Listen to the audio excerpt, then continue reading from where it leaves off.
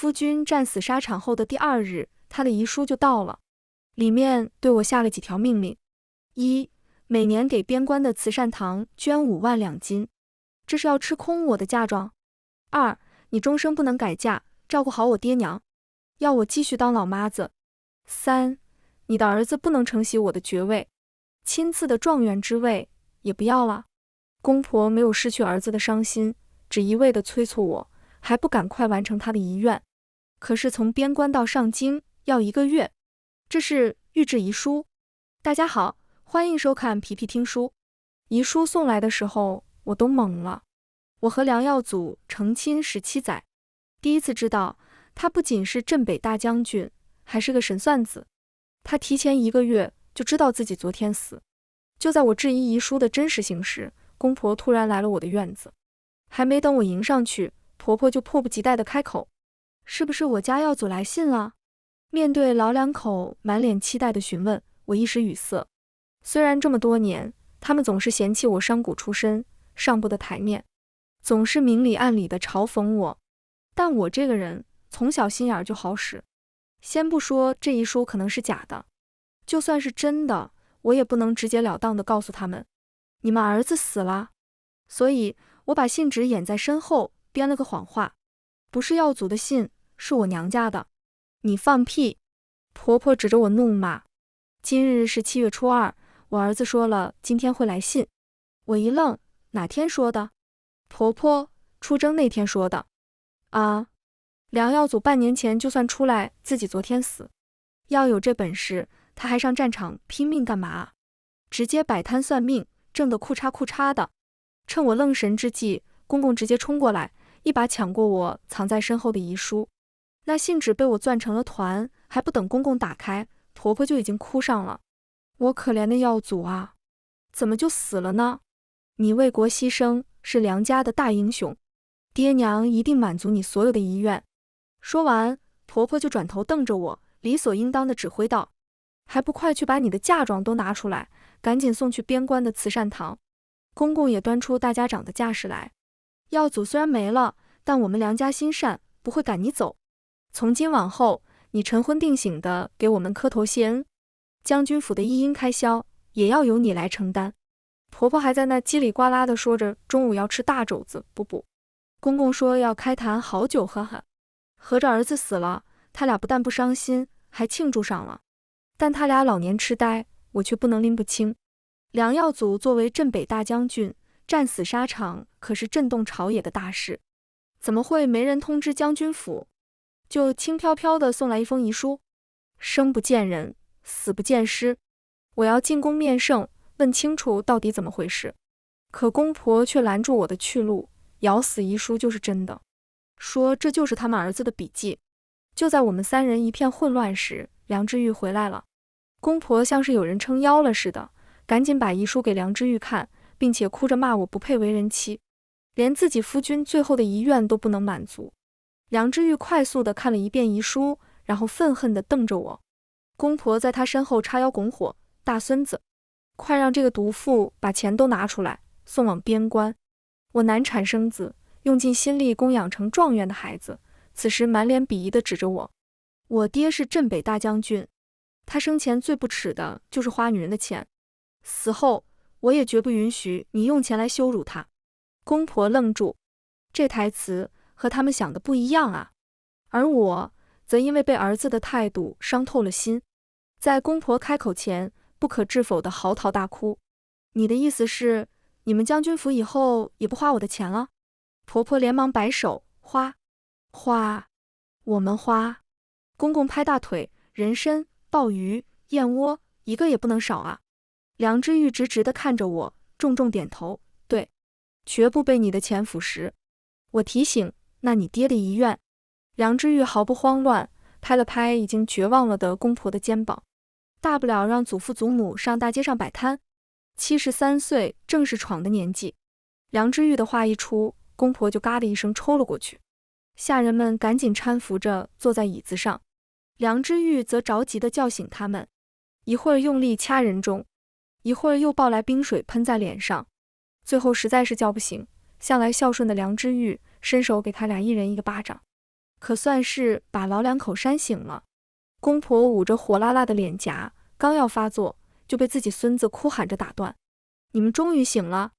孙儿现在没有爹爹，要是你们再嘎巴死了，我除了继承这偌大的将军府，吃香喝辣的，人生将再无意趣。”公婆看着他们三人隔辈亲的模样，我像个局外人一般站在一旁，心里升起彻骨的寒凉。怎么也想不到，我当年为了与梁耀祖成婚，与天下第一皇商的父亲决裂，17载过去，我最后却成了梁家的外人。就在我神伤的时候，梁之玉已经拽起颤颤巍巍的公婆，打算出门摆摊了，吵嚷着说是要让曾经也当过武将的公公，便要胸口碎大石。公公脑袋摇得如同拨浪鼓，梁之玉拍了拍他的肩膀：“祖父莫要害怕，到时候让祖母挥锤子的时候轻一点。”婆婆眼看着三人就要出门离开，我忍不住的出声阻拦：“等等！”公婆转过来看向我的眼神充满了晶莹，看来我阻止他们为儿筹钱，给老两口都要气哭了。但我必须要提醒他们，如今只有一封遗书，连尸体都没有，就断定梁耀祖死了，是不是太草率了？要不要我进宫去问问？不行，不用。公婆和梁之玉一起开口打断我。梁之玉摊开遗书，这上面字迹就是爹爹的，不可能有假。公婆猛点头。但梁之玉话锋一转，我也确实要进宫一趟，毕竟爹爹遗书上说了，要我不能继承爵位。既如此，那我就让陛下把将军府爵位收回吧。说完，他就要走，被反应过来的公婆猛地抱住双腿：“公公，不能去啊！婆婆，爵位不能收回啊！”梁之玉不解：“我不能继承，这爵位放着也是浪费，为何不能让陛下收回？”公婆支吾了半天也没说出来什么。我忍不住提出一个猜测：莫非夫君外面还有孩子？还不等公婆有反应，我的好儿子先跳了脚：“不可能，爹爹才不会做出有私生子这样龌龊的事呢！我现在就让陛下收回爵位，还我爹爹清白。”说完，他正拖开公婆，纵马向皇宫奔去，任凭老两口在后面如何的嚎叫，留给他们的只有灌了一嘴的尘土。两人追了半条街，终是体力不支地摔倒在地。下人们将人扶回房间，我独自坐在院子里，等着梁之玉回来。直至半夜，人还未归，我放心不下，但又不想惊动旁人，便走了一条近路，打算从后门出府，可却隐约听到一阵窸窣声。我放轻了脚步，随手捡起一根树棍，慢慢走近，闭眼冲出去就是一顿扫射。我疼！别打了！待我打得浑身是汗后，终于听清了求饶声。怎么这么熟悉？我停住动作，悄悄睁开眼睛，就见公婆躺在地上哼唧着。我赶紧将人扶起来，然后紧张扫视四周。你俩可看到贼人了？公公，贼人个屁！是我俩？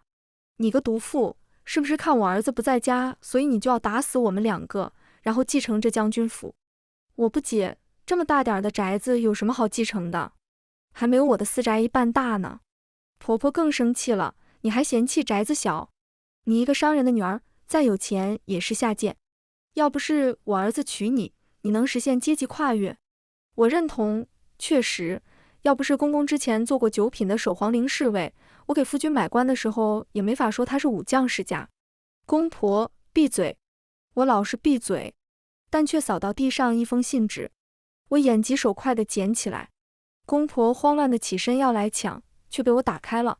信上是无儿亲启。看到这4个字，我一瞬间沉默了。我呆呆地抬头看向公婆，老两口无措地站在原地，眼神四处乱转，满眼的心虚。我紧紧地攥着信纸，过了好半晌才开口：“这是写给梁耀祖的信，原来你们一直在骗我。”公婆慌乱地摆手，嘴里嘟囔着：“没有，都是误会，我们就是和你开个玩笑。”我凄苦一笑：“别说了，事到如今你们还要骗我吗？”我摊开信纸，大声地质问：“既然你们心里也舍不得梁耀祖，为什么不哭出来？为什么还要装作不在意的样子？公婆本还在解释，一听我的话愣住了。公婆，什么？既然这是写给夫君的信，那我替你们捎给他。说时迟，那时快，我掏出火折子就点着了信纸。公婆想阻拦，也已经晚了。两人像是失去了所有手段一般，瘫坐在了一旁。就在这时，梁之玉回来了，他带回了2个消息，一个是边关刚刚确实传回梁耀祖已死的消息，另一个是朝廷已派人去接他的尸身，待他入土为安后，会完成他的遗愿，收回爵位。梁氏一族永不成爵。嘎嘎，公婆又抽了。梁之玉傲娇地看着我，我已经和陛下辞官了，状元我也不做了，从今以后我们梁家永不为官，要靠自己的双手自力更生。我亲眼看到公婆听了他的话，又在地上抖动了2下，抽得更彻底了。自那夜之后，梁之玉仿佛在向我证明一般，除了我院中的陪嫁丫鬟，他把府里其余的下人们都遣散了，只留了一个看门的大爷，又找来了衙人代卖将军府。交代完了所有事，他就每天天蒙蒙亮就带着公婆2人去集市上摆摊卖艺。祖孙3人的背影让人看了特别的励志。但我到底与梁耀祖成婚17载，虽然我们的儿子厌恶我，但我不能在他尸骨未寒的情况下让他们的父母受罪。可我若贸然出手，必然会引来梁之玉的反感，所以我只能找来街头恶霸给他们找麻烦，希望谈得知难而退。唉，就算他们全都误会我，我依旧对他们这么的贴心。恶霸收钱办事。第1天，他们看他们卖艺，问多大岁数了？公公73。恶霸长在坎上了，晦气。先摊。第2天，他们继续卖艺，恶霸走过来，婆婆先开口，昨天说错了，我们才72。恶霸问大爷吃早饭了吗？婆婆摇头，还没有。恶霸穷逼，早饭都吃不起，晦气。先摊。第3天，还没等恶霸走到面前，梁之玉就大声喊：我祖父母今年72，吃了早饭。他俩是威武大将军梁耀祖的亲爹娘。我们有钱，我们不是穷逼。恶霸有钱还来摆摊，装逼犯，晦气。先摊。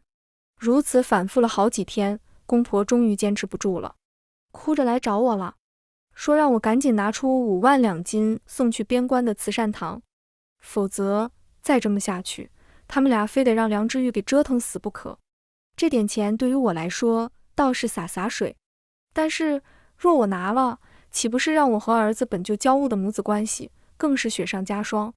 看出我的犹豫，公婆也不装可怜了，直接指着我骂：你是我们梁家真金白银娶进门的儿媳妇，你的嫁妆就是我们梁家的，早在你嫁进门的那天就应该交给我们，现在不过是让你把属于我们的钱拿出来，你还在这儿推三阻四的，信不信我们现在就以妻出之罪休了你，把你赶出家门。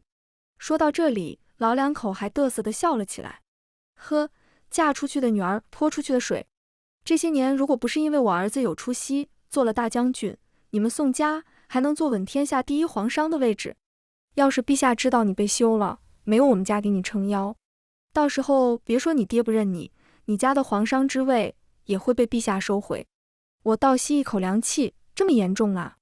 公婆斜眼看我，识相的赶紧把嫁妆全都拿出来，再去你娘家给我要50万2金来，否则你就等着妻出之罪被休吧。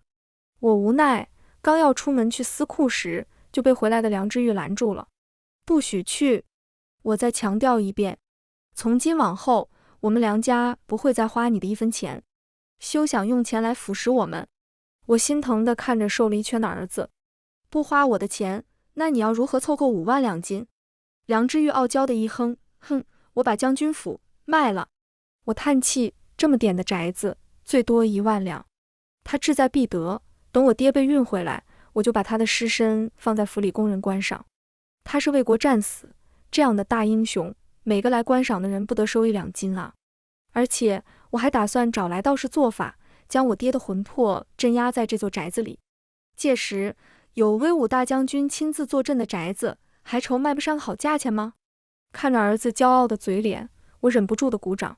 儿子，你真他娘的是天才啊！他骄傲的点头，当然，随我爹。嘎嘎，旁听的公婆好像又抽了。而皇宫也传来消息，梁耀祖的尸身3日后抵达京城。梁知玉到底是太孝顺了，为了凑足他爹遗书上的5万金，疯狂搞钱。他先是号召公婆，把将军府上下都挂满素稿，又抠出来老两口积攒多年的私房钱，准备3日后搞一个万人送葬大会。公婆爬上爬下，挂了一天白布。一听说梁知玉要大张旗鼓地给梁耀祖办后事，多日以来堆积的情绪终于爆发了。他们捶胸痛哭，造孽啊！你爹都死了，必须让他安安静静地入土为安。回来后直接下葬，谁都不许惊动。梁知玉耸肩，那不行，我不仅邀请了京城百姓，就连各世家大族我也让他们备好礼金来。公婆尖叫，通知他们取消。晚了，我连陛下都邀请了，我务必要让我爹走得风风光光，永远活在别人心中。嘎嘎，就在公婆反反复复的抽了又活，活了又抽的时候，梁耀祖的棺椁在他的副将和一众禁军的护送下抵达京城。他到底是为国殒命，虽然有梁知玉的提前交代，但更多的是百姓自发地站在街道两旁接他回家。隐约中还能听到人群里有低低的哭泣声，就连陛下也是早早就进了将军府，等在里面想要亲自送梁耀祖最后一程。唯独向来敬重父亲的梁知玉不知道去哪儿了。看着庄重漆黑的棺椁自马车上被抬了下来，他的副将崔莹莹红着眼眶对我说：姐姐，我来送耀祖哥哥回家。我的手抚上棺椁后，冰凉的触感让我彻骨生寒。我16岁第一次见到梁耀祖时，他在酒楼门口被江临川带着一群纨绔围在中间群殴。因为宋家皇商的身份，我自幼和这些人便相识，但到底是身份悬殊，所以我对于这样的事情并不能阻止，否则怕是会牵连宋家的生意。可就在我要离开时，江临川看到了我，少年的意气风发让他在众人之中惹人夺目。他死死地踩住梁耀祖的脸，然后又从他的手中掰出一块已经碎了2半玉佩。江临川看到碎玉后大怒，一脚踹向梁耀祖。就在人马上要不行的时候，我终是看不下去的拦住了他。江临川委屈：阿阮，这玉佩是你送给我的，被这小子偷了不说，还给弄碎了。今天我非打死他不可。说完，他就要冲上去，我赶紧挡在2人中间。这玉佩不值钱的，可这是你送我的吉冠礼，只此一个。我安抚：我再送你一个更好的。好说歹说，最后以我陪他去茶楼听戏，才算是哄好了江临川。临走时，我给丫鬟使眼色，让他把躺在地上的梁耀祖送去医馆，并给他100两金。他偷东西不对，但那玉佩却也不值得他受如此重的伤。那日，我陪江临川玩了一整天，直至夜半，他回宫，我回家。拖着疲累的身子走到宋府门口，我看到了蜷缩着的梁耀祖。彼时，他父亲只是个9品小官，还被派去了守陵，每个月寄回来的微薄的俸禄勉强温饱，却不足以治好梁母突发的恶疾。于是他偷，却不知那人是贵妃所生的3皇子，入主东宫的热门人选。我蹲下身，拂去梁耀祖被冷汗浸湿的乱发，与他四目相对间，发现他长得还算俊俏。他哑着嗓子对我说：谢谢你的100两。我不知怎么突然鬼使神差地问了一句：那你愿意以身相许吗？姐姐，快别挡着了，让耀祖哥哥赶紧进去吧。一声带着哭腔的嗔怪打断了我的回忆。我看向红着眼睛的崔莹莹，她是3年前横空出世的武学天才。犹记得梁耀祖第一次和我提起他时，语气里就是满满的欣赏。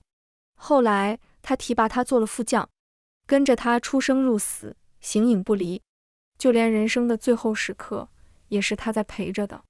姐姐，快点让开啊！见我迟迟没有反应，崔莹莹有些着急，想要伸手将我推开。我一把抓住他柔弱无骨的纤细手腕，摩挲着他光滑平整的掌心，然后平静地开口：他不能进去。我声音不大，却让本吵嚷的人群瞬间安静。周遭来悼念的百姓都不可思议地看着我，毕竟他们谁也想不到我会看着自己丈夫的尸身不让进门。崔莹莹，姐姐，耀祖哥哥为国殉葬，是大梁的大英雄，你怎么能如此折辱他？他死前唯一的心愿就是低调回京，尽快入土为安，不给大家添麻烦。说完，他吆喝着禁军就要抬着棺椁往府里进，却再次被我拦住。我从怀里拿出遗书，摊在众人面前。夫君死前送回一封遗书，上面写着他最后的遗愿是要把尸骨摆在将军府的大门口，供众人观赏。7/7/49日。我抹了抹眼泪，我这也是要完成夫君的遗愿啊！崔莹莹顿时炸毛，尖声厉喝：胡说！你这是假的！耀祖哥哥分明写的是什么？我逼近他质问：我夫君写于我的密信，你一个副将又怎么会知道？崔莹莹被逼得后退一步，但似是想到什么一般，又挺直身子看向我。耀祖哥哥写信时并未逼找我，我自然知道内容。你手中的信根本就是伪造的。你作为他的发妻，面对丈夫离世，不仅不伤心，甚至还伪造遗书，意图羞辱于他。难怪他说你满心算计，你很善妒。耀祖哥哥身边全是男的，连个伺候的丫鬟都不许有。他就连与你同床共枕时，都要提防着会不会被你背刺。崔莹莹边说边哭，真情实意的模样让众人心疼。围观的百姓全都指着我议论，果然是商户家的女儿，就算是做了将军夫人，也上不得台面。真是苦了梁将军，没有3妻4妾的好男人，却摊上这么个夫人。崔莹莹的话让我遍体冰冷，原来他梁耀祖就是这么在外面编排我的。明明是他在新婚夜承诺我一生一世一双人的，也是他自己要求不要丫鬟，只为一身清白的。如今反倒这些承诺反倒成了刺向我的利剑。我本还想着给他一次机会，可如今那我便让你们知道什么叫做毒妇。我举着遗书寸步不让，任凭崔莹莹如何说这是假的，我也不妥协，只告诉他谁质疑谁举证。你说它是假的，那你便把真的拿出来。崔莹莹自然是没有真的。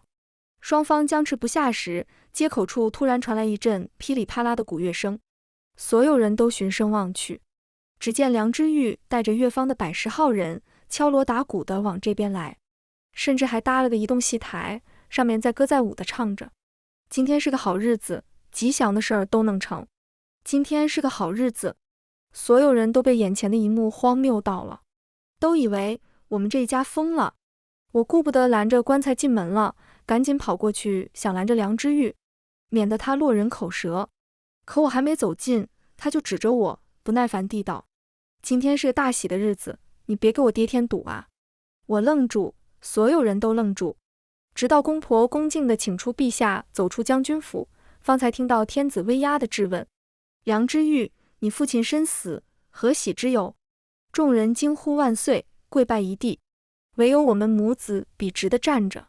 梁之玉恭敬行礼，不卑不亢地开口：陛下，我父亲是您亲封的威武大将军，一个将军死在战场上，为国殉葬，换边关百姓数十年的太平日子，难道不是喜事吗？陛下皱眉：可你没有父亲，你不伤心吗？梁之玉大义凛然地摇头：从出征的那日开始，我便没有了父亲，娘亲没有了夫君。将军已死，敌军落败，百姓欢呼，难道不该让他们瞻仰我父亲的遗容吗？难道不该让所有人都记住我父亲战死的英勇吗？陛下，你说的好像有几分道理。崔莹莹慌乱：陛下，不可啊！梁之玉大喊：来人，开棺！古乐坊的人也不吹打了，全都冲上去要掀开棺材盖。百姓们也跟着起哄，说要瞻仰遗容。梁之玉则是趁乱支起了摆摊的桌子，阻止大家排队，不要拥挤，有序瞻仰。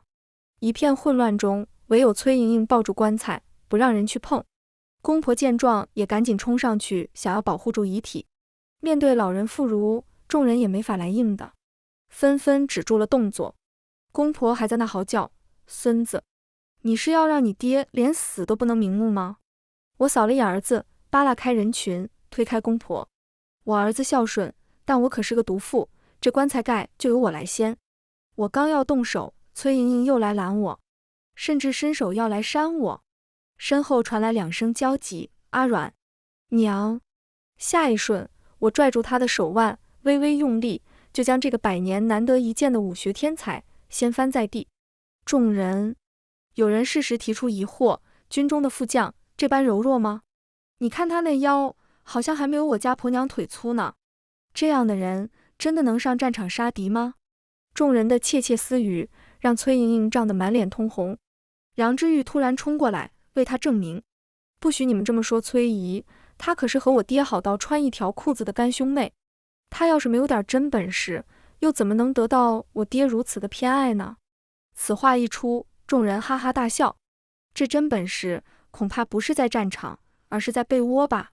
但也有梁耀祖的拥护者，不许你们给梁将军造谣，他可是爱妻如命的深情大男孩。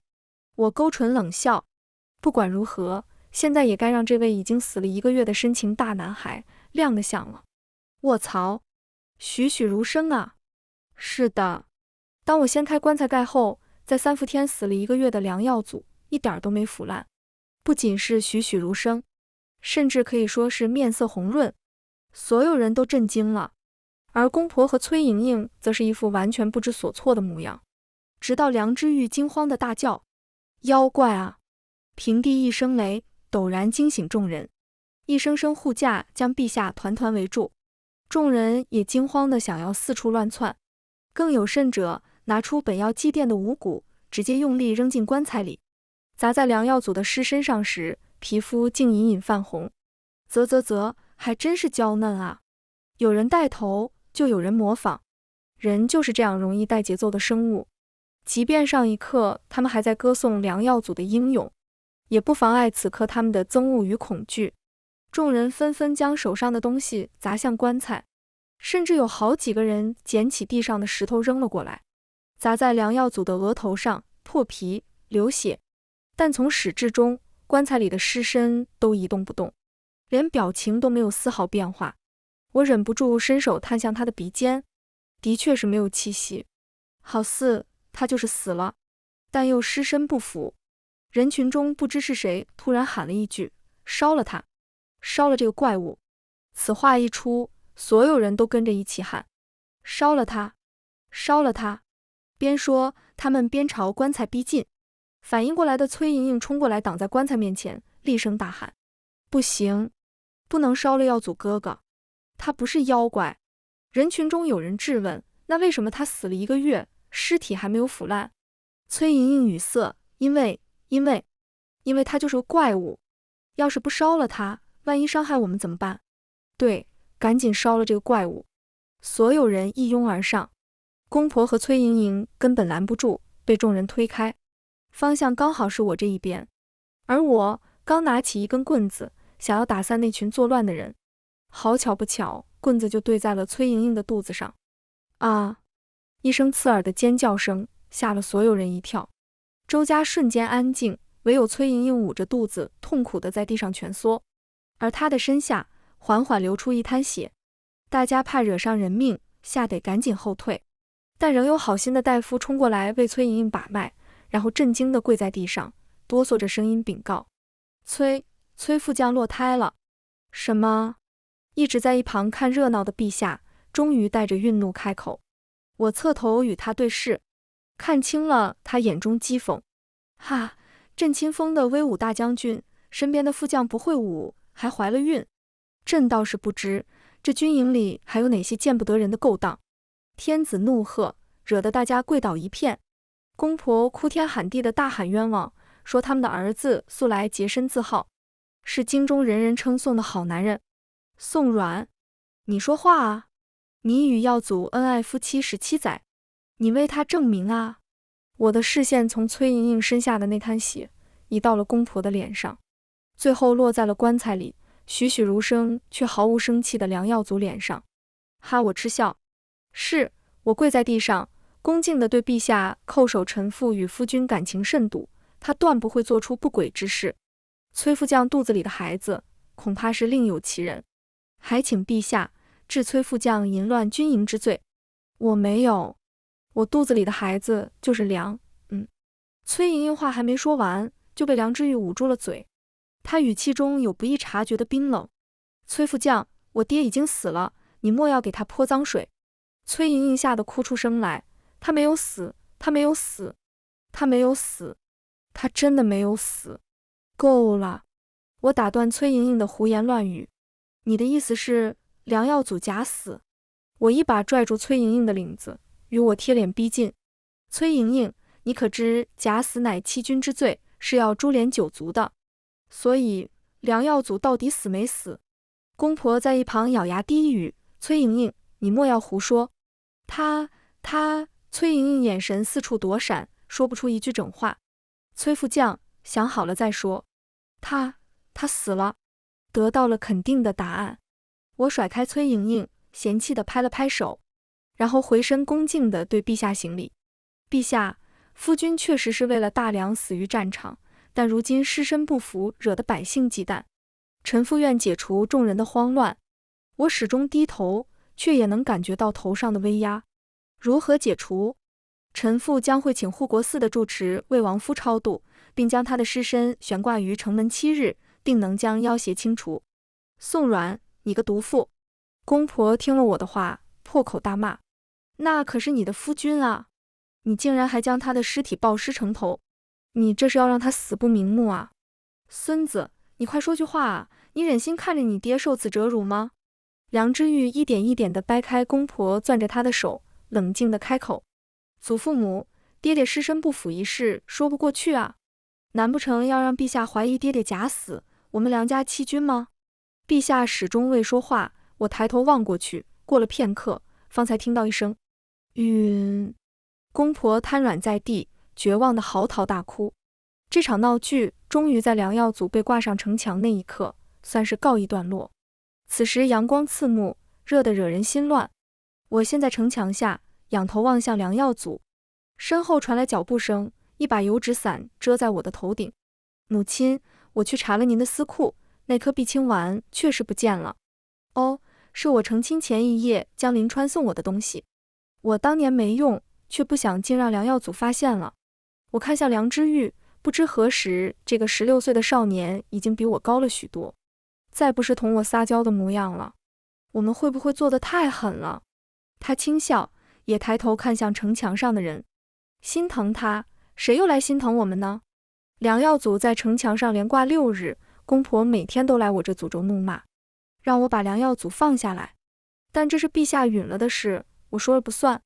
直至第7日，他们又来了，但我一早就被召进皇宫。我被带到上书房，大太监引我进去后，便在门外关了门。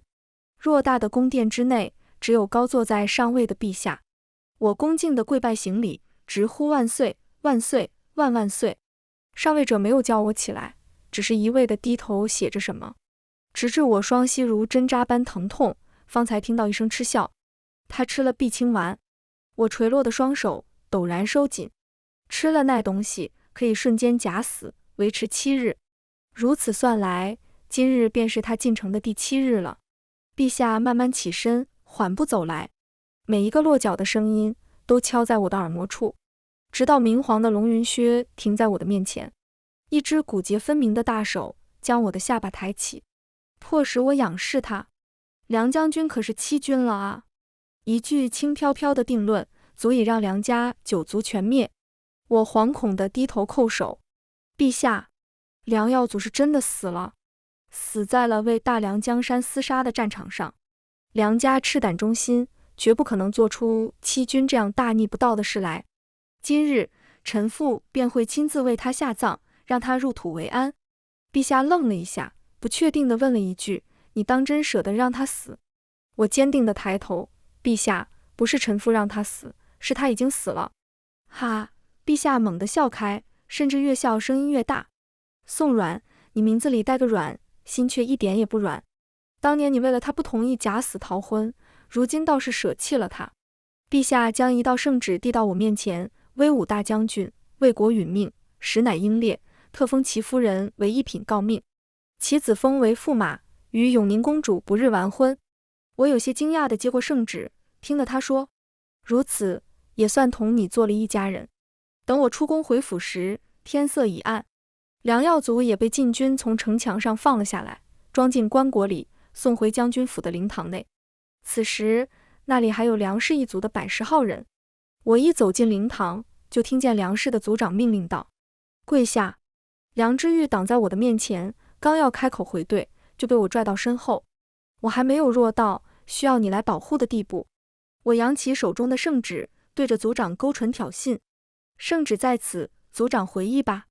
110来号人乌泱泱地跪了一片。我宣读完，所有人都沉默了。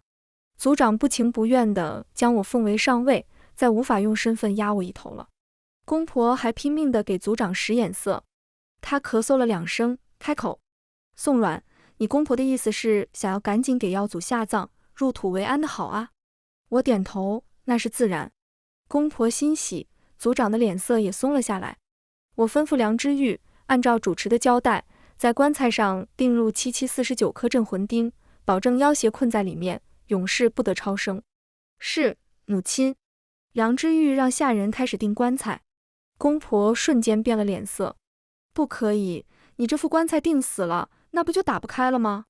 梁之玉瞪着眼睛不解地看向他们。我爹都死透了，打开棺材干什么？又转头问族长：族长，你说呢？族长显然并不知道内情，也很是不解地看向公婆。他们不敢说，只能支支吾吾地不让钉棺材。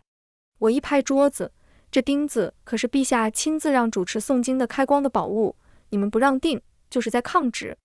族长一听不高兴了，立马让梁氏的族人将公婆拉开。任凭公婆如何哭喊，也阻止不了这49颗钉子将棺椁牢牢钉死。一切结束后，梁氏众人起身要离开。梁之玉拦住，脸上扬起了一个谦逊有礼的笑：烦请各位稍等，入夜后与我们一同送别父亲。众人不解，但碍于我手中的圣旨，也都听话地留了下来。入夜时分，万籁俱寂，众人早就等得不耐烦了。族长率先开口：宋阮，这还要等到什么时候才能走啊？我看了看漏刻，掐算着时间，快了。一旁的公婆始终坐立不安地哆嗦着，直至夜半3刻，寂静的灵堂内，棺椁里突然传来一声惊叫，紧接着是木板的刮蹭声。众人大惊，慌乱地抱成一团。什么在响？不会是妖邪来了吧？我和梁之玉对视一眼，在对方的眼中都没有看到后悔2字。棺椁里的声音越来越大，挠木板的响动也越来越刺耳。公婆终于坚持不住，哭喊地冲过去拍打棺材：儿啊，坚持住，爹娘马上就来救你。说完又跑到我面前跪下来磕头：宋阮，求求你赶紧把棺材打开，把耀祖放出来啊！还不等我开口，族长就怒声打断：胡闹！耀祖已经死了，那里面定是妖邪。没有。公婆摇头否认：耀祖没有死，他是吃了假死的药啊！族长一派胡言，这世上怎么可能有这种药？公婆又看向我：宋阮有，这药就是耀祖从你那里偷来的。众人愣住，然后不约而同地看向我，又看向棺材。族长不确定：宋阮真的有吗？我嗤笑：怎么可能？公婆是太过思念儿子，所以神经错乱，信口胡言。那棺材里的声音分明是……我开口打断，低语警告：族长，若人活了，梁氏9族可就要都死了。族长吓得瘫坐在椅子上，任凭公婆如何的哭闹，也不再说话。我对着在场所有的梁氏族人开口：刚刚的声音是夜猫发情的叫声，各位都听清了吧？众人你看看我，我看看你，最后又都望向族长。老头沉沉地叹了口气：是夜猫发情。他的话如同盖棺定论，众人也跟着点头。公婆早已哭晕过去。族长，我们可以走了吗？我点头，感谢各位送我夫婿最后一程。人乌泱泱的全部离开。不需片刻，灵堂内只剩下我和梁之玉，还有晕死的公婆。我行至棺椁跟前，亲手为他上了香。把纸钱递给梁之玉，给他烧点纸吧，虽不能真的给他5万两金，但每年还是可以给他烧5万两纸钱的。棺椁里的声音越来越弱，最后只能听到几声喘不过气的呜咽和不甘心的拍打。我抬手敲了敲侧面，里面的声音瞬间停住。我轻笑，然后万分诚挚的感谢：谢谢你用命给我挣了个诰命。全文完，皮皮听书，感谢您的观看，每天上新精彩小说，喜欢就订阅吧。